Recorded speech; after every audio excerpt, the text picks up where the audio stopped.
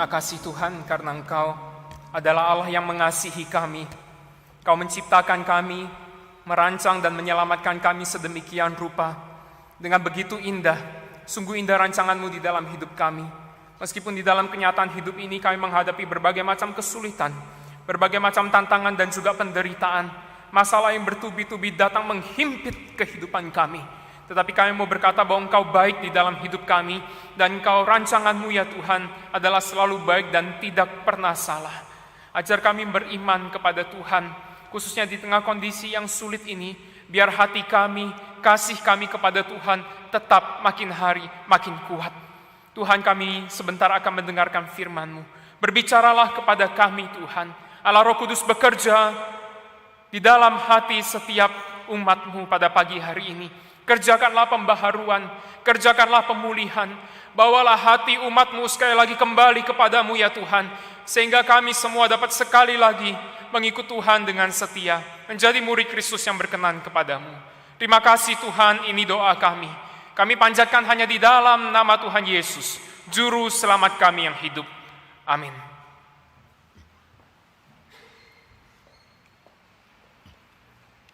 Saudara sekalian, selamat pagi. Senang sekali hari ini kita dapat berjumpa di tempat ini. Sungguh merupakan satu anugerah Tuhan, satu kebaikan Tuhan. Kita bisa bersama-sama beribadah di tempat ini. Dan juga untuk saudara sekalian yang berada di rumah, yang mengikuti ibadah ini secara online. Kiranya damai sejahtera dari Tuhan, pekerjaan Allah Roh Kudus tetap hadir di dalam kehidupan saudara, melawat dan menjamah saudara sekalian. Pagi hari ini kita akan bersama-sama merenungkan satu tema, yaitu karena kasih, because of love. Kita akan merenungkan beberapa ayat yang menjadi pembahasan pada pagi hari ini. Pertama-tama mari kita buka terlebih dahulu Yohanes pasal 3 ayat yang ke-16. Saya yakin ini adalah satu ayat yang tidak asing bagi kita semua. Oleh sebab itu saya ingin mengajak saudara sekalian mengucapkannya secara bersama-sama. Saudara yang belum hafal mungkin saudara bisa membaca, tapi saudara yang sudah hafal, mari kita mengucapkan ayat ini secara bersama-sama.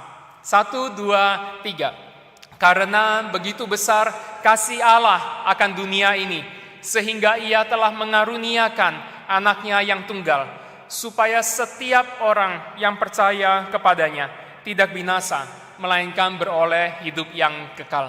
Puji Tuhan. Beberapa ayat berikutnya kita akan baca nanti seiring dengan pembahasan khotbah hari ini.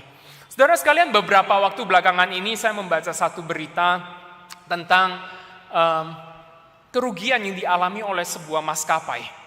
Maskapai yang melayani rute internasional ini mengatakan bahwa di dalam semester pertama di tahun 2020 ini, mereka mengalami kerugian sebesar triliunan rupiah. Saudara, ini bukan kerugian miliaran atau ratusan miliar, tetapi kerugian ribuan miliar rupiah.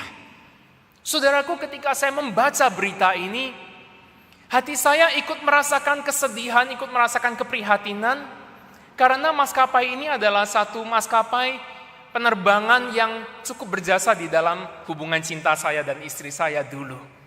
Saya ingat saudara, betapa setianya pesawat ini selalu membawa saya kembali datang ke Bandung untuk berjumpa dengan kekasih saya. Setiap 6 bulan sekali. Ya, setiap 6 bulan sekali. Dulu saudara kami pacaran long distance, saya ada di satu kota, pacar saya dulu, calon saya ada di kota yang lain. Sehingga setiap semester ketika liburan studi, saya selalu menyempatkan diri untuk pulang. Bahkan saya ingat satu kali, di hari pertama liburan itu, hari di mana saya sudah pesan tiket dan rencana mau pulang, di situ dosen saya bilang, hari itu ada ujian bahasa Yunani. Aduh saudara, tiket udah di tangan, impian sudah terbayang, ujian Yunani pula. Aduh, saya putar akal, putar otak, gimana ya caranya supaya saya bisa tetap ikut ujian, tetap bisa pulang. Akhirnya saya bilang, Pak, boleh nggak saya ujiannya lebih pagi? Saya ujiannya lebih awal aja Pak. Saya jam 7 nggak apa-apa, saya ujian. Saya datang ke kantor Bapak. Dia bilang, oke nggak apa-apa.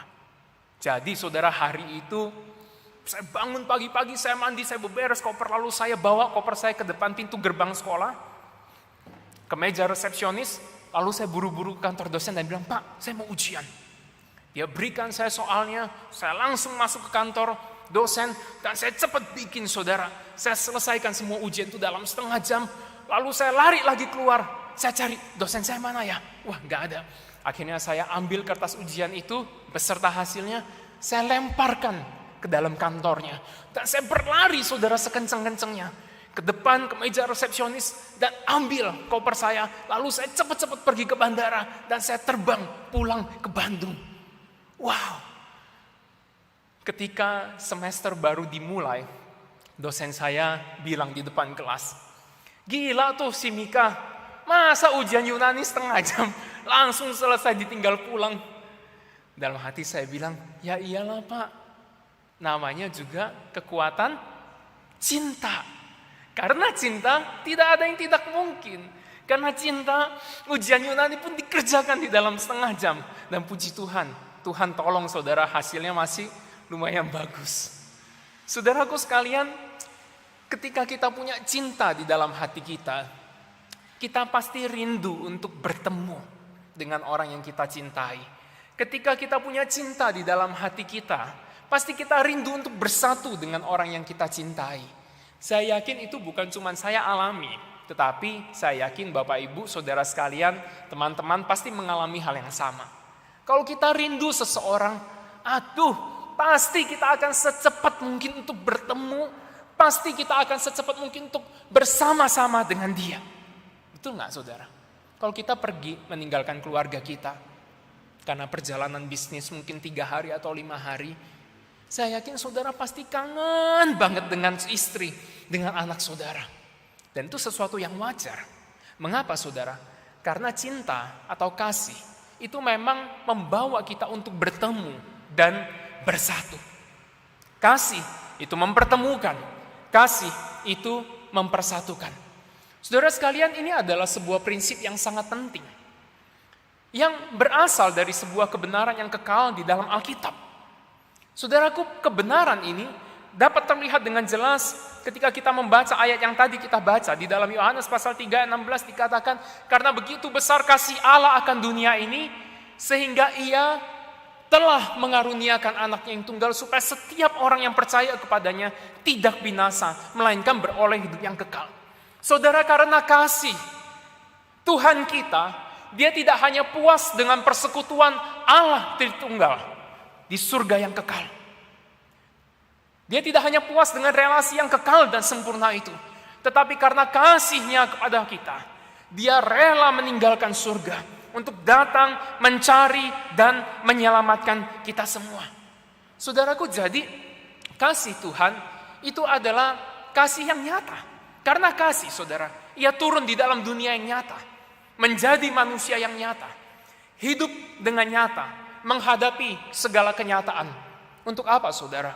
Untuk menyelamatkan manusia secara nyata, agar barang siapa yang percaya kepadanya dapat diampuni dosanya dan menjalani kehidupan di dunia yang nyata. Jadi saudara, kasih Allah itu bukan kasih yang mengawang-awang. Kasih Allah itu bukan sebuah kasih yang abstrak. Kasih Allah itu adalah sebuah kasih yang konkret. Cinta Tuhan itu, saudara, bukanlah sebuah cinta yang tidak kelihatan, tetapi sebuah cinta yang kelihatan. Cintanya bukan cinta di atas kertas, saudara, apalagi virtual reality yang tidak bisa terasa, tidak bisa diraba, hanya imajinasi belaka. No. Cinta Tuhan adalah cinta yang real. Ini adalah cinta yang nyata. Ini adalah cinta yang kelihatan. Ini adalah cinta yang sungguh-sungguh nyata hadir di depan kita. Saudaraku, lalu sesudah Tuhan menyelamatkan kita, sesudah kita menerima anugerah keselamatan ini, saudara, apa hasilnya yang kita peroleh? Hasilnya adalah seperti yang tercatat di dalam surat Efesus pasal 2 ayat 19 sampai 20. Di sana Paulus berkata bahwa kamu bukan lagi orang asing dan pendatang, melainkan kawan sewarga dari orang-orang kudus dan anggota-anggota keluarga Allah yang dibangun di atas dasar para nabi dengan Kristus Yesus sebagai penjuru. Sudah kita diselamatkan oleh Tuhan. Saudara, kita tidak lagi merupakan orang asing. Kita bukan orang asing di sini. Saudara, jangan menganggap diri asing. Saudara, jangan menganggap diri terpisah jauh. Karena kita adalah kawan sewarga dari orang-orang kudus.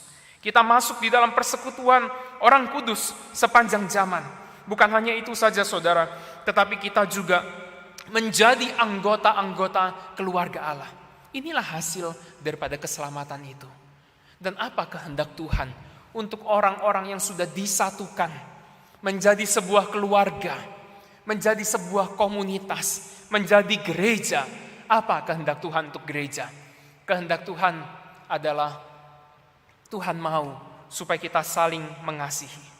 Tuhan mau, Yesus berkata, inilah perintahku supaya kamu saling mengasihi seperti aku telah mengasihi kamu. Dan Rasul Yohanes kembali menegaskan di dalam 1 Yohanes 4 ayat 19 sampai 20. Barang siapa tidak mengasihi saudaranya yang dilihatnya, tidak mungkin mengasihi Allah yang tidak dilihatnya. Jadi sesudah kita diselamatkan, kita dikumpulkannya menjadi satu, menjadi gereja. Dan Tuhan berkehendak, Tuhan ingin agar kita saling mengasihi satu dengan yang lainnya. Dan Yohanes mengatakan, kalau kita tidak mengasihi saudara yang kita lihat, mustahil kita bisa mengasihi Allah yang tidak kita lihat. Jadi saudara, dengan kata lain, sebenarnya kasih kepada sesama itu adalah sebuah bukti kasih kita kepada Allah. Sekali lagi, kasih kita kepada sesama itu adalah bukti bahwa kita mengasihi Allah. Kasih kita kepada saudara-saudara seiman itu adalah bukti bahwa kita mengasihi Tuhan. Lalu bicara soal kasih, bagaimana kita harus mengasihi saudara-saudara kita seiman? Saudara, gereja mula-mula menunjukkan kasih mereka dengan cara yang sangat baik. Mereka berkumpul setiap hari. Mereka hadir bersama-sama. Mereka bersama-sama memuji Tuhan. Mereka mempelajari firman Tuhan. Mereka memecah roti secara bersama-sama. Dan mereka membagi harta kepada orang yang membutuhkan. Jadi gimana cara mereka menyatakan kasih? Mereka menyatakan kasih dengan berkumpul secara nyata, bukan secara virtual. Mereka hadir, saudara. Mereka ketemu langsung. Mereka bersekutu bersama-sama, bukan melakukan persekutuan virtual. Dan saudara, mereka terus-menerus berkumpul. Penindasan menjadi sangat berat. Minggu lalu pendeta Asiu memberitahu kita bahwa di dalam kisah para rasul, rasul-rasul dan orang-orang Kristen menghadapi penganiayaan, menghadapi penindasan. Mereka ditangkap, mereka dianiaya, tapi mereka tetap berkumpul secara nyata. Mereka tetap berkumpul meskipun mereka harus menempuh perjalanan yang panjang, menempuh perjalanan yang jauh. Mereka tetap datang, mereka tetap berkumpul. Mereka tetap berkumpul sekalipun mereka bisa menulis surat. Paulus menulis surat, tapi Paulus tetap mau hadir bersama-sama dengan gereja yang dia sedang gembalakan. Meskipun mereka sudah bisa melakukan surat menyurat, tapi mereka tetap hadir. Mengapa, saudara? Karena kehadiran atau persekutuan yang nyata itu adalah salah satu bukti kasih yang paling jelas. Saudara, kita nggak bisa mengatakan bahwa kita mengasihi seseorang, tapi kita nggak hadir bersama-sama dengan dia. Kita nggak bisa mengatakan kita mengasihi seseorang, tapi kita hanya kirim voice note tiap hari. No, saudara, nggak cukup. Kita mengatakan kita mengasihi seseorang, dan bukti daripada kasih kita adalah kita hadir bersama-sama. Mengapa gereja mula-mula itu mereka hadir bersama-sama? Mengapa mereka menyatakan kasih mereka dengan bersekutu bersama-sama? Karena mereka paham akan kasih Kristus. Bahwa kasih Kristus itu adalah kasih yang terwujud nyata.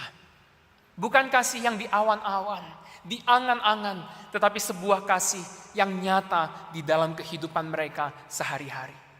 Saudara, demikian juga dengan kita semua hari ini. Sebagaimana Kristus telah menyatakan kasih-Nya pada kita dengan cara hadir dalam dunia ini, demikian juga Kristus ingin bahwa kita menyatakan kasih kita kepada sesama kita dengan cara hadir buat mereka. Sekali lagi, sebagaimana Kristus menyatakan kasih-Nya kepada kita dengan cara hadir dalam dunia ini, demikian juga Dia ingin kita menyatakan kasih kita kepada sesama dengan cara hadir buat mereka. Saudara J. Kim menulis buku Analog Church yang baru terbit bulan Maret yang lalu. Dia berkata, gereja dirancang untuk berkumpul. Itu adalah desain dan maksud asalinya. Gereja itu memang dirancang untuk berkumpul secara nyata, bersama-sama. Itu adalah desain dan maksud asalinya. Oleh sebab itu saudara, karena memang kita didesain untuk berkumpul bersama-sama, maka sudah seharusnya kita mengadakan ibadah komunal. Kita mengadakan ibadah bersama-sama. Karena persekutuan yang nyata itu adalah esensi sebuah gereja. Saudara, mengapa kita mengadakan persekutuan atau ibadah kembali hari ini? Bukan karena kita rindu kursi-kursi didudukin, bukan. Bukan karena kita rindu persembahan, bukan, sama sekali bukan, saudara. Mengapa kita rindu untuk berkumpul kembali hari ini? Karena persekutuan yang nyata itu adalah esensi sebuah gereja. Ketika kita beribadah komunal bersama-sama secara nyata di gereja, itu adalah esensi kita. Kalau kita tidak berkumpul bersama-sama, beribadah bersama-sama secara nyata, kita tidak bisa disebut gereja.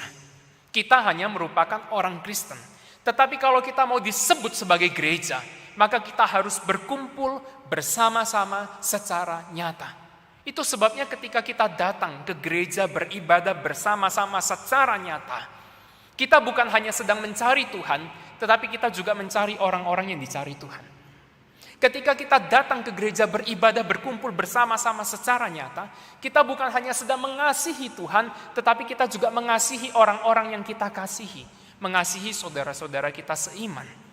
Kita bukan hanya datang menyembah Tuhan beribadah lalu pulang, tetapi kita datang dan juga melakukan perhatian, memberikan dukungan kepada orang-orang yang hadir bersama-sama kita di dalam ruangan ini. Saudara, ibadah komunal adalah sebuah ibadah, suatu hal yang mengandung aspek vertikal dan juga horizontal. Kita tidak bisa memisahkan aspek vertikal dan horizontal di dalam sebuah ibadah komunal secara nyata seperti ini. Ketika kita memisahkan aspek vertikal dan horizontal, maka itu bukan lagi gereja. Kalau kita hanya mencari Tuhan tapi tidak mencari orang-orang yang dicari Tuhan, itu bukan gereja, itu bukan ibadah komunal. Kalau kita hanya mencari orang tapi nggak cari Tuhan, kita bukan beribadah, tetapi kita hanya melakukan social club, perkumpulan-perkumpulan sosial. Saudaraku, gereja didesain, dikumpulkan untuk saling mengasihi dan kasih yang nyata. Itu adalah kasih yang hadir. Itu sebabnya ibadah komunal itu menjadi sangat penting, esensi di dalam sebuah gereja. Saudaraku, namun kita tahu bersama-sama bahwa ibadah yang real, ibadah komunal yang nyata ini, belakangan ini mendapatkan ancaman karena masalah COVID. Berbagai gereja di belahan dunia ini tidak lagi bisa berkumpul di gereja mereka masing-masing dan beribadah. Karena ada penyakit menular, pandemi, penyakit di dalam skala besar. Orang-orang takut, gereja takut, dan akhirnya gereja tidak lagi mengadakan ibadah secara komunal bersama-sama yang nyata di gedung gereja, tetapi gereja mulai beralih kepada gereja online. Saudara, harus kita akui bahwa gereja online itu merupakan satu solusi, terutama bagi orang-orang yang berada di negara-negara yang ditindas dengan sangat berat. Mereka tidak mungkin bisa beribadah di gereja seperti kita. Mereka dikejar, mereka ditangkap, mereka dianiaya seperti yang terjadi di China atau negara-negara yang sangat tertutup saat ini. Gereja online bisa menjadi sebuah solusi. Tetapi saudara, meskipun itu adalah sebuah solusi, tetapi itu bukanlah sebuah kondisi yang ideal. Karena di dalam gereja online, persekutuan yang nyata itu tidak terjadi. Saudara, gereja online atau gereja yang hanya eksis di dunia virtual bukanlah gereja yang Tuhan maksudkan. Bukan. Karena di dalamnya tidak ada persekutuan yang nyata. Ed Stetzer, seorang ahli pertumbuhan gereja dari Wheaton College mengatakan, gereja boleh online. Artinya gereja boleh melakukan pelayanan secara online, beribadah secara online. Tapi tidak menjadi gereja yang totally online. Gereja yang lenyap eksistensinya di dunia nyata, lalu beralih menjadi gereja yang virtual. Tidak. Kita boleh menyelenggarakan ibadah seperti ini, karena gereja yang eksis, ibadah yang nyata itu tetap ada, tetapi kita memperpanjang atau memperluas menjadi ibadah online. Dan banyak saudara-saudara yang menyaksikan atau beribadah hari ini di rumah melalui internet. Itu boleh saudara, tetapi gereja tidak boleh menjadi gereja online. Saudara, bahkan sekalipun orang-orang yang ada di China. Ketika saya bertanya kepada mereka dan bergaul dengan para pemimpin gereja di China di dalam kurun waktu kurang lebih 10-15 tahun ini. Saya tidak pernah mendengar mereka berkata, kami melakukan gereja secara online. Enggak saudara. Meskipun kenyataannya mereka mengalami himpitan yang berat. Mereka dikejar-kejar oleh pemerintah. Tetapi mereka tetap mengusahakan untuk memiliki sebuah persekutuan yang nyata. Mereka tetap rindu untuk bertemu dengan saudara-saudara seiman. Karena mereka tahu itulah gereja. Saudaraku sekalian, namun sayangnya hari ini banyak orang lebih suka dengan ibadah online. Banyak orang lebih suka duduk di rumah dan menyaksikan atau beribadah melalui gadget, melalui HP mereka. Saudaraku, mengapa hal ini bisa terjadi? Mengapa banyak orang lebih suka dengan ibadah online? Jawabnya yang pertama mungkin karena mereka merasa lebih bebas. Lebih bebas. Bisa pilih style yang disuka dan beribadah di dalam waktu yang disukai. Ibadah kita jam 9.30 tetapi kita bisa menonton kembali ibadah ini, beribadah kembali jam 1, jam 3 sore, kita bisa beribadah jam 4:15 sore. Kita bisa beribadah jam 7 kurang 15, kita bisa beribadah jam 9 malam, kita bisa buka lagi YouTube-nya jam 11 malam atau jam 1 subuh. Bisa. Jadi lebih bebas, lebih enak saudara sekalian.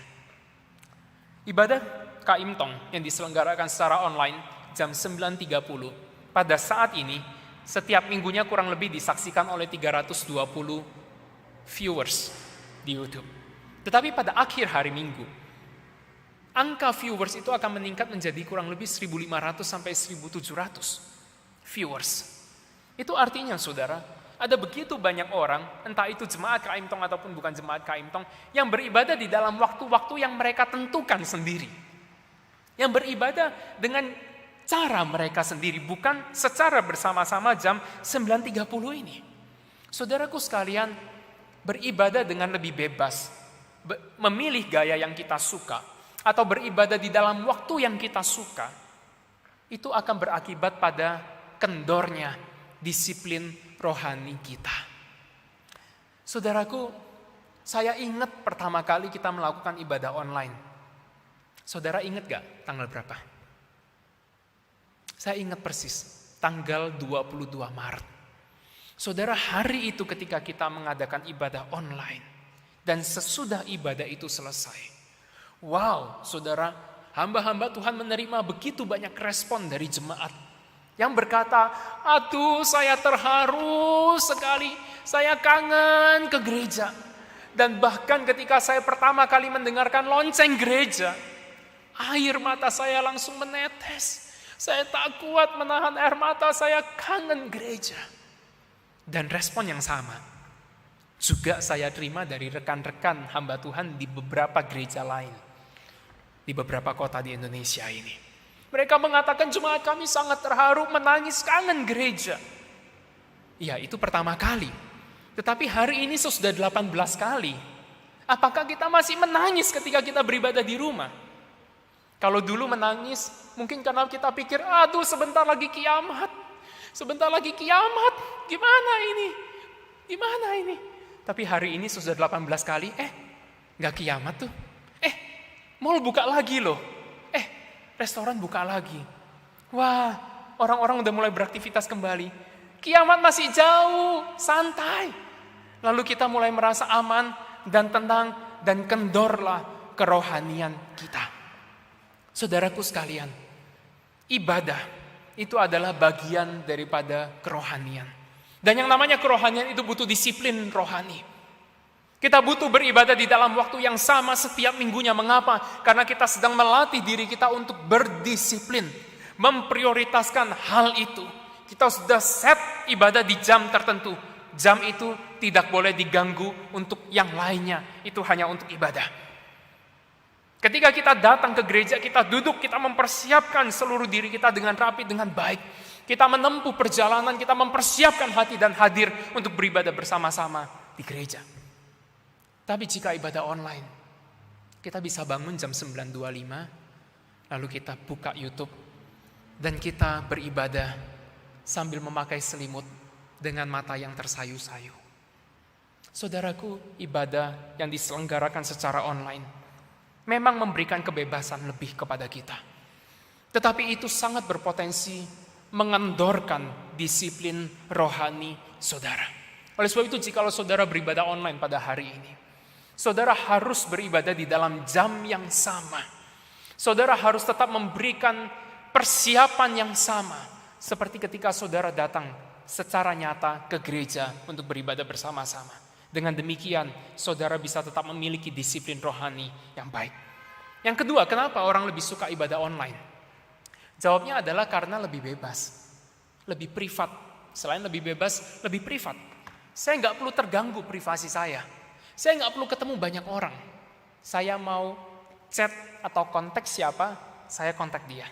Saya mau berkomunikasi dengan siapa, saya bisa berkomunikasi dengan dia. Lebih privat. Privasi kita tetap terjaga. Tetapi saudara perlu kita ketahui bahwa sesungguhnya ibadah atau gereja itu bukan cuma tentang sebuah komunikasi, tetapi tentang sebuah komunitas. Di dalam sebuah komunitas, komunikasi bukanlah segala-galanya. Komunikasi itu sangat terbatas sifatnya. Tetapi kita harus hadir bersama-sama supaya kita bisa membentuk sebuah komunitas yang kuat. Saudara, selama beberapa bulan ini, seluruh Indonesia mengalami PSBB. Saya dan mama saya terpisah. Saya di Bandung, mama saya tinggal di Surabaya. Saudara, selama masa PSBB, saya sangat sering mengontak mama saya. Hampir tiap hari, meskipun tidak tiap hari. Kadang chatting, kadang telepon, kadang juga melalui video call. Tetapi saudara, meskipun saya lebih sering mengontak mama saya di dalam masa PSBB ini, tetap bagi saya ada yang kurang. Demikian juga bagi mama saya ada yang kurang. Oleh sebab itu di dalam awal Juli kemarin, saya menyempatkan diri untuk pergi mengunjungi mama saya di Surabaya. Banyak orang berkata itu zona hitam. Coba pikirkan lagi. Saya sudah pikir berkali-kali, saudara. Tapi saya tetap merasa tidak cukup kalau hanya telepon atau video call. Saya harus hadir bersama-sama dengan dia untuk menemani dia di dalam masa PSBB ini. Maka saya pergi ke sana. Komunikasi saja tidak cukup. Meskipun kita bisa berkomunikasi secara online, tetapi kita harus hadir. Karena itulah komunitas, karena itulah keluarga Allah. Saudaraku, mungkin kita berkata itu kan keluarga, tapi ini kan gereja. Saudara, kalau itu keluarga jasmani kita pentingkan sedemikian rupa, apalagi keluarga Allah yang dibentuk dengan darah, dengan pengorbanan anaknya yang kudus itu. Bukankah kita harus lebih mementingkannya lagi? Kalau kita berkata, tidak apa-apa ibadah online, tidak apa-apa gereja online. Bagaimana kalau Tuhan jawab kita? Tidak apa-apa kalau gitu saya kasih kamu surga online. Surganya virtual aja. Berkat keuangannya virtual aja. Foto aja. Kesehatannya kesehatan virtual saja. Hanya merupakan angka-angka kesehatan di HP kita. Pasti kita berkata, enggak. Aku mau surga yang nyata. Aku mau berkat yang nyata. Aku mau uang yang nyata. Aku mau kesehatan yang nyata. Kalau gitu kenapa kita tidak mau gereja yang nyata di dalam dunia ini? Saudaraku, gereja ini bukan hanya bicara soal komunikasi, tetapi bicara soal komunitas. Dan karena itu adalah komunitas, maka itu harus melibatkan kehadiran yang nyata. Yang ketiga, mengapa orang lebih suka ibadah online? Jawabnya adalah karena lebih aman. Apa maksudnya lebih aman? Saya lebih aman berada di rumah. Bukan cuma terhindar dari COVID-19, tetapi saya juga bisa menghindari orang-orang yang tidak saya sukai. Daripada saya ke gereja, saya ketemu dia, hati saya panas, mendingan saya di rumah. Daripada saya ke gereja, saya ketemu dia, saya nggak suka, saya ribut, mendingan saya di rumah aja, lebih aman, nggak usah konflik. Saudaraku sekalian, gereja itu disatukan oleh Tuhan menjadi sebuah komunitas, dan di dalam komunitas itu pasti ada konflik. Gak mungkin gak ada konflik. Pasti ada keributan, saudara. Gak mungkin tidak ada keributan. Gereja yang tidak punya konflik itu hanya gereja yang ada di dalam impian kita. Gereja yang tidak punya konflik itu hanya gereja di dalam mimpi kita. Dan Dietrich Bonhoeffer mengatakan demikian. Mereka yang mencintai impian mereka tentang komunitas Kristen, impian mereka tentang komunitas Kristen lebih daripada komunitas Kristen itu sendiri, itu adalah orang yang menghancurkan komunitas kekristenan. Meskipun mungkin mimpi mereka itu berasal dari maksud yang baik, tulus, dan sungguh-sungguh. Dengan kata lain, dia ingin berkata, udah gak mungkin ada gereja yang tidak punya konflik. Dan jangan mencintai atau terus mencari, memimpikan gereja itu. Gereja yang tidak ada itu. Tetapi cintailah gereja yang ada ini. Cintailah komunitas yang ada ini, yang meskipun penuh dengan konflik, tetapi itu adalah komunitas di mana Allah tempatkan saya dan saudara bersama-sama. Saudaraku, gereja bukan Facebook, di mana kita bisa memilih orang like dan unlike sesuka kita. Gereja bukan IG, di mana kita bisa follow unfollow orang yang kita suka atau yang tidak kita suka. Saya dan saudara ditempatkan bersama-sama di sini, meskipun melibatkan keputusan kita, tetapi di balik keputusan kita ada pengaturan Tuhan yang menempatkan kita bersama-sama sehingga kita ada bersama-sama di dalam tempat ini. Mungkin saudara tidak suka saya, tetapi saudara perlu saya karena Tuhan mau memakai saya untuk membentuk saudara. Mungkin saya tidak suka saudara, tetapi Tuhan pakai saudara untuk membentuk saya. Saya nggak suka saudara, tetapi saya perlu saudara untuk hadir di dalam hidup saya karena melalui saudara. Melalui ketidakcocokan kita, Tuhan sedang membentuk kita menjadi umat yang sesuai dengan rencana dan kehendaknya. Jadi jangan perlakukan gereja seperti Facebook dan IG, di mana saudara bisa datang dan pergi sesukanya, di mana saudara bisa bergaul dengan siapa saja yang saudara suka dan menolak orang yang saudara tidak sukai. Karena kita ditempatkan bersama-sama di sini menjadi komunitas, supaya kita saling membangun satu dengan yang lainnya.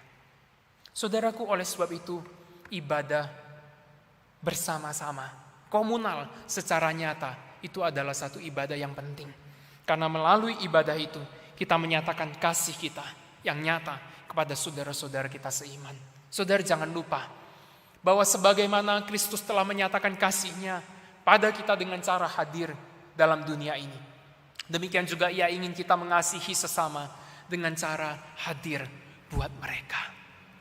Tuhan sangat rindu saudara, kita hadir bersama-sama, beribadah kembali di tempat ini. Tuhan sangat rindu melihat sebuah persekutuan yang nyata, karena memang untuk itu kita dirancang, kita didesain oleh Tuhan.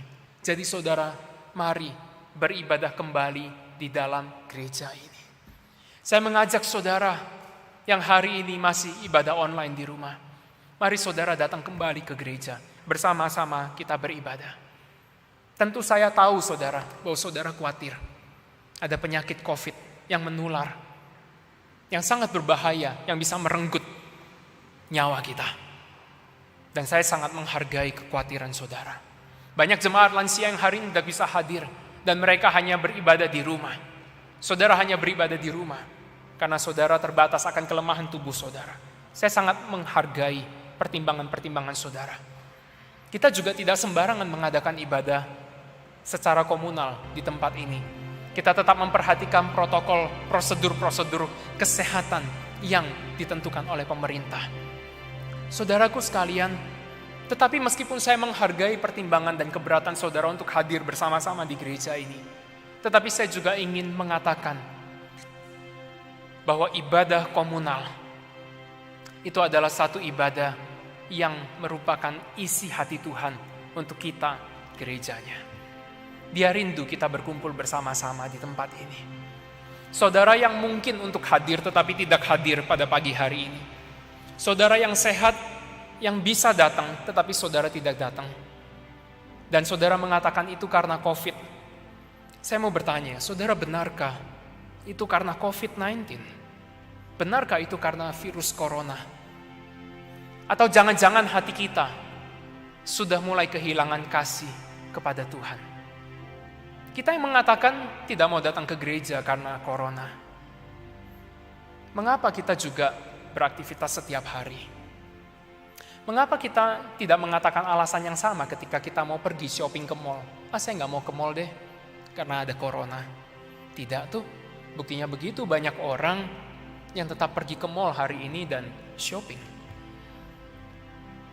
Saudara yang mengatakan takut akan corona, tetapi apakah saudara juga menahan diri untuk tidak pergi berrekreasi? Saudara tidak pergi untuk berolahraga bersama-sama dengan teman-teman saudara. Saudara yang mengatakan takut karena corona dan tidak mau datang ke gereja, apakah saudara juga menahan diri untuk tidak pergi ke restoran, ke tempat-tempat ramai untuk makan? Saudara, kenyataannya hari ini restoran dipenuhi di mana-mana. Semakin banyak orang yang berani pergi ke restoran, semakin banyak orang yang berani pergi ke mall, dan bahkan ketika salah satu mall baru buka, sesudah masa PSBB berlalu, saudara, orang-orang antri di depan outlet-outlet seperti Zara, seperti H&M, seperti Stradivarius. Orang-orang antri untuk masuk ke sana. Kenapa? Mau belanja. Tapi kalau untuk datang ke gereja, kenapa tidak ada kerinduan sebesar itu? Kalau datang ke gereja, kenapa bilang corona? Saya tidak bilang bahwa kalau saudara datang ke gereja, saudara pasti bebas dari corona. Tidak. Kami pun memiliki kekhawatiran dan terus-menerus mendoakan hal ini. Tetapi saudara, bukankah itu tidak konsisten ketika kita mengatakan kita tidak mau datang ke gereja karena corona, sementara kita pergi jalan-jalan di hari Minggu? Sementara kita tetap beraktivitas secara normal. Bukankah itu tidak konsisten dan kontradiksi? Saudara, benarkah itu karena corona? Atau hati saudara sudah kehilangan kasih terhadap Tuhan? Mungkin saudara berkata nanti saja baru datang ke gereja. Saudara, jangan bilang nanti, karena nanti bukan punya saudara. Jikalau saudara hari ini bisa datang ke gereja, datanglah ke gereja, beribadahlah bersama-sama. Karena itu adalah wujud kasih kepada Tuhan dan juga kepada sesama. Itu adalah wujud kasih yang nyata. Sebagaimana Tuhan mengasihi kita secara nyata, Tuhan juga ingin kita mengasihi sesama kita secara nyata melalui ibadah bersama-sama di dalam gereja. Saudara, jangan berikan waktu-waktu yang sisa. Jangan berikan diri kita yang nanti-nanti, yang kita juga nggak tahu nanti itu milik kita atau bukan. Tapi berikan yang terbaik hari ini kepada Tuhan. Kalau saudara bisa datang, datanglah. Daftarlah minggu depan. Minggu depan kita akan bersama-sama menyelenggarakan ibadah kontemporer pada jam 9.30. Kita berharap ada lebih banyak orang-orang yang sehat, orang-orang yang masih mampu untuk datang, orang-orang yang punya tenaga datang bersama-sama beribadah kepada Tuhan di tempat ini. Saya menantikan saudara. Kami hamba Tuhan dan rekan-rekan majelis semua menantikan saudara untuk datang. Saudara daftarkan diri saudara kepada nomor PU gereja. Saudara ikuti protokol keselamatan. Kita beribadah di dalam kasih, di dalam hormat kepada Tuhan, di dalam doa, kiranya Tuhan terus menyertai kita. Saudara, mari kembalikan kasih kita kepada Tuhan. Jangan sampai kehilangan kasih. Mari kita tundukkan kepala, kita datang kepada Tuhan. Bapa kami yang ada di dalam surga, kami datang kepadamu. Kami bersyukur Tuhan, Kau mengasihi kami sedemikian rupa, sehingga Engkau memberikan anak-Mu yang tunggal Yesus Kristus untuk hadir secara nyata di dalam dunia ini, untuk menyelamatkan kami, sehingga kami boleh memiliki komunitas Kristen, gereja yang nyata di dalam dunia ini. Tuhan, ajar kami juga mengasihi Engkau, mengasihi sesama kami dengan nyata, sebagaimana Engkau telah mengasihi kami. Ajar kami Tuhan untuk memprioritaskan Engkau lebih daripada apapun. Berkatilah ibadah yang kami selenggarakan ini. Tuhan, peliharalah kami. Kami rindu minggu depan ada lebih banyak orang yang berantusias untuk datang beribadah bersama-sama di dalam gereja Tuhan. Terima kasih Tuhan, Allah Roh Kudus, Kau bekerja dalam hati setiap kami, memelihara dan memulihkan kasih kami kepadamu ya Tuhan. Di dalam nama Yesus kami berdoa. Amin.